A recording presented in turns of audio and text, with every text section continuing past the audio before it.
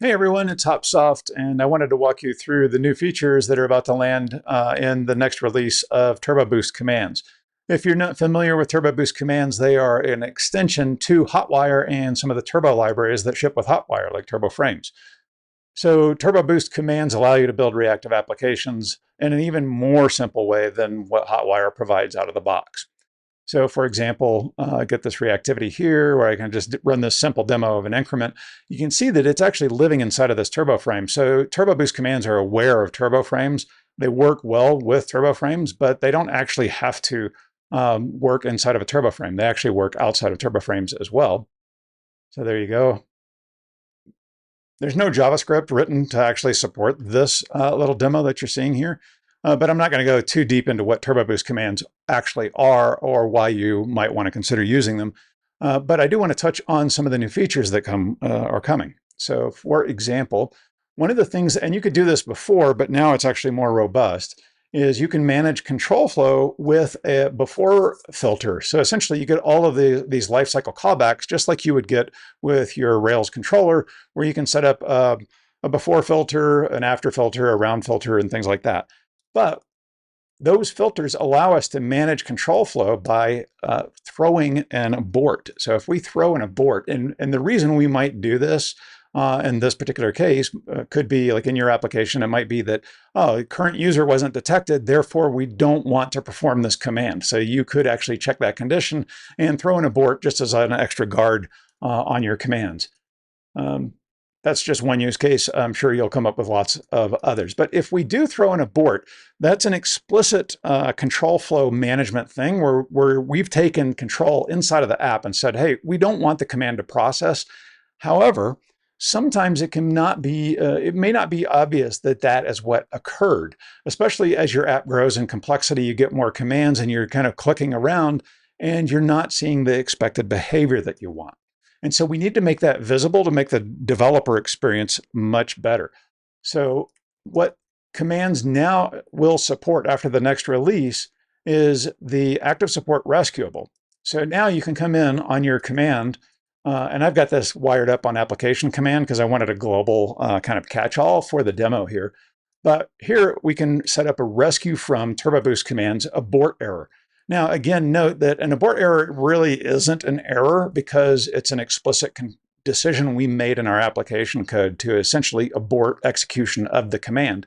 However, that can lead to developer confusion, and we want to minimize that developer confusion and make these things easy to debug. So if I pop back over here on this throw abort, let me show you what actually happens now. So I'm going to refresh that since I made some changes. And now if I run the increment, nothing's happening, right? And so as a developer, I might be confused, like, oh, well, why doesn't that increment? Looks like decrement is working, but increment is not. So let's just pull open the console here. I'm going to clear out my network tab, and I'm going to run this increment. Oh, and now we have some interesting information to us. We can see that a status of 285 came back. 285 is a little bit of an Easter egg because Highway 285 in Atlanta is the most congested highway in the United States. So I thought it had good semantics that kind of matched up with this idea of halting or aborting the command execution because things just stop. Now, if I open up the headers here, I'm going to pull this down so we can see it a little bit better. But you can see we've got the status code of 285 custom. That means it was not really a failure. It's not an error. We explicitly told the command to halt its execution. But if I pop this down and look at some of the stuff in my response headers, you can see that I've got this TurboBoost command. I can see the command that executed, and I get this command status. So command status, there we go. Command status tells me a little bit about what actually occurred. So it shows me the HTTP status code that came back and what the name, like the semantic name of that status actually is. And then I can see that we intentionally aborted it due to one of these lifecycle callbacks. And so now I've got this queue to go in and start poking around in the code of like, oh, well, why was that decision actually made and why did we halt execution of the command? But I've got enough context now to go start doing that. And if I needed more, of that type of context in that particular situation is I can come here as well and rescue from that abort error. I could throw a pry in here or a debugger. I might log it out or even emit it up to somewhere like Bugsnag or Honey Badger or something like that, right? So we've got all of these tools now to kind of make that a little bit more visible, make the developer experience better, and help us understand what's actually happening in these reactive applications that we're building. Now, another thing that this will do is we may end up with a lot of logic in here. So remember, you can actually set these things up with another method like do stuff. And then we could have down here def do stuff. And then inside of that one, maybe we've got like all this logic going on, but there's a logic error that occurs. So, and then this unexpected error is what emits out of here that we didn't anticipate. It wasn't obvious to us, but we didn't do any real defensive programming ourselves. Now, when that occurs, a couple of things will happen. That's actually going to raise a perform error, even though it's being invoked on one of these lifecycle callbacks before the command we actually get to the command method itself. That exception is being raised in a before command, but it's still a performance error. And so we get this perform error and we'll fall into this block in that particular case. But before I actually update that, what I want to show you is what happens in the browser. Because we also need to make this type of thing visible, because this is not incredibly obvious sometimes on these sophisticated reactive applications. So let me clear this out. I'm going to run the increment again. And now I get all sorts of little help. So I get this alert that pops up and it tells me what's going on. We won't spend a lot of time digging too deep into that, but you can kind of see, gives us some context here. It tells us that we had a 500 error. And it even tells me, though, the file and the line on the file that occurred. Now that alert only will pop up in development mode. So it's constrained really just to the development environment. And also though, I can see the request here that went out. And if we look at that, you can see that I got a 500 error back on this thing. So here's our 500 server error that occurred. And then if I come down and look at these headers, I can see that there was the command we executed was this increment count command.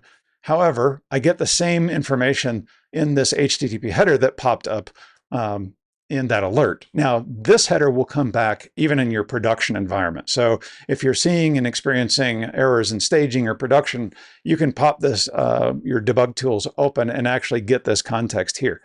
Now, it doesn't leak out too much data. It just shows you the file and the line on the file that failed.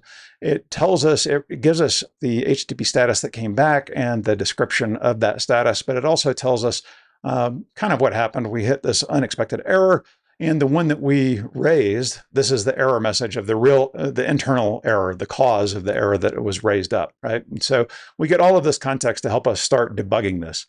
Whereas before, that might just kind of get swallowed up and not be immediately obvious what happened. Or you're just like, the reactivity bit didn't work. But now we've got this visibility where we can go in and see some of that stuff.